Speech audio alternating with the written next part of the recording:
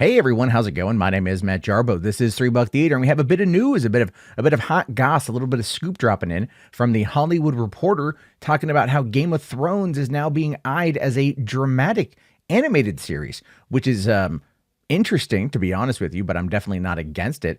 What we have here is sources are telling the Hollywood Reporter that meetings with writers are underway for a potential series that would be part of the franchise's expansion at WarnerMedia, and that an animated Game of Thrones drama is in the early stages of development at HBO Max.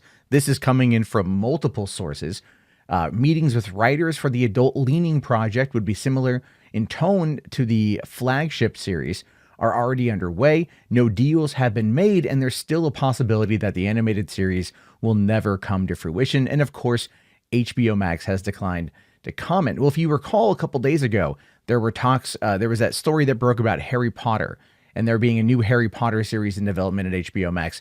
And of course, they declined to comment. But if you read the writing on the wall, especially after today's earnings meeting, and you know how much HBO Max has expanded underneath Wonder Woman 84's release last month, they're going to be diving into some of these tentpoles. So let's take a look at what the article continues to say.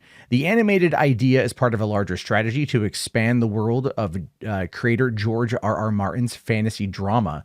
Sources say that development executives at HBO, led by drama head Francesca Orsi and her group, are working directly with Martin on building out the sprawling Game of Thrones world, because this would be Martin, still has a massive overall deal with the company. The franchise's expansion starts with The House of the Dragon, which is a prequel series that's been picked up. The drama stars Olivia Cooke, Emma D'Arcy, and Matt Smith, and will begin production in the spring of this year. Other Game of Thrones ideas are being kicked around, like the Tales of Dunk and Egg, which is a novella written by Martin. And there was an exclusive broke about that not too long ago either for the Dunk and Egg series. Now, sources note that the expansion plans for Game of Thrones were in the work long before Disney announced plans for a dozen Star Wars and another dozen or so Marvel TV shows for its streamer. Because, of course, you're never going to be able to get away from that comparison. Marvel and Disney and Star Wars, they're mining their IPs like crazy for the streaming service, especially because of COVID. So all the other platforms are going to basically follow suit. But they're trying to get ahead of that. Go, no, we were already planning this before any of this stuff was announced. That doesn't mean they weren't already aware of it. All right? I think we've learned at this point that there is a direct competition between Warner Brothers and Disney, and they have spies probably in each camp.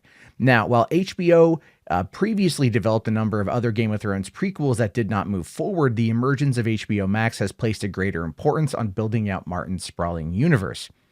HBO Max's effort to mine IP like Harry Potter, DC Comics, and titles like Sex and the City is part of a larger strategy to better position its parent company for the future. Media behemoths WarnerMedia, Disney, NBC Universal, and Viacom have restructured over the past year to prioritize their streaming services.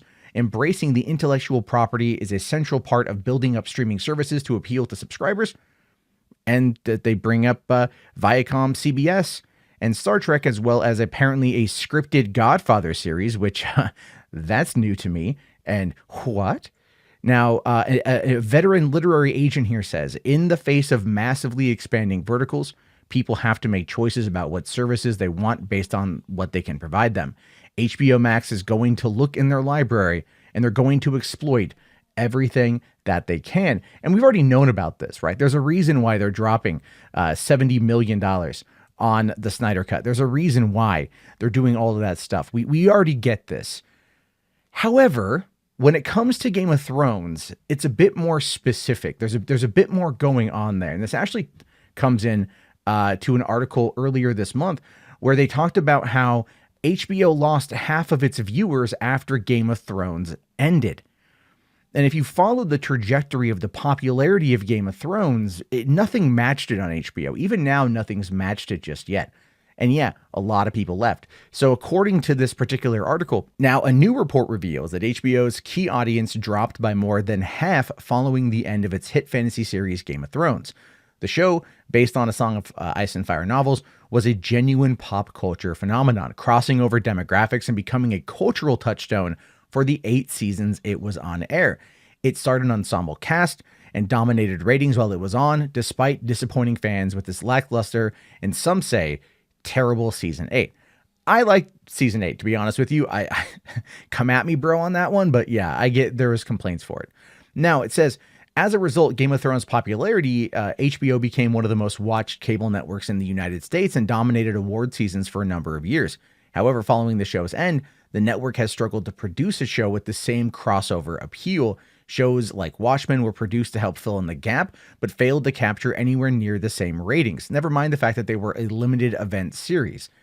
So, and it wasn't based off it was based off an existing property, but it was also a sequel to an existing property that didn't have source material that audiences could dive into in between seasons. So there's a whole bunch there that I don't know. Anyway, but it failed to capture. Yeah, okay. But a new report listing the ratings for 2020 reveals just how smaller the network's audience got following its conclusion. And some people might argue that it's George R.R. Martin's fault.